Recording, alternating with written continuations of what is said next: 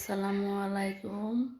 আমার দেশ ও বিদেশি আমার দেশবাসীরা, এই যে আমার ছেলে ফিরোজ করিম, এই যে দেশে যত আন্দোলন হইতাছে পারিবারিক শান্তির কারণে সে আন্দোলনে যাইতে পারে নাই, এজন্য যাইতে পারে নাই।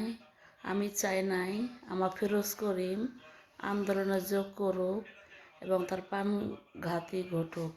এটা আমি কখনোই চাই নাই মা হিসেবে। হ্যাঁ, এটা আমি চাই যে প্রিয় দেশবাসী যখন বন্যা আসবে আসবে তখন সবাই মিলে বিকাশ করবেন, রকেট করবেন, টাকা পাঠাবেন। আমার ছেলে ফিরোজ করিম জায়গা জায়গা যেয়ে এসব দান করবে আর বন্যা বাসীদের পাশে দাঁড়াবে। ঠিক আছে, এর জন্য আমার ছেলেকে নিরাপত্তায় রাখছি। আম্মু আমার নাম তো প্রশান্ত।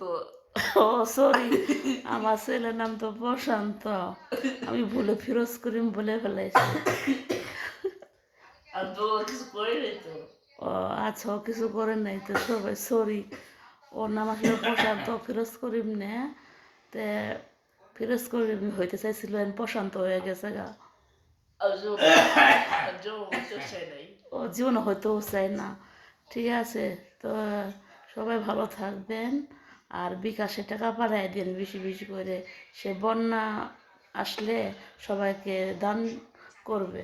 আবার তো রোগ কিছু করবো না তো। আমি তো রোগ কিছু করবো না। কি করবা না? আমার তো রোগ বন্যার সাথে কিছু করবো না তো। ও বন্যার সাথে কিছু করবা না? আচ্ছা, তো সবাই ভালো থাকবেন।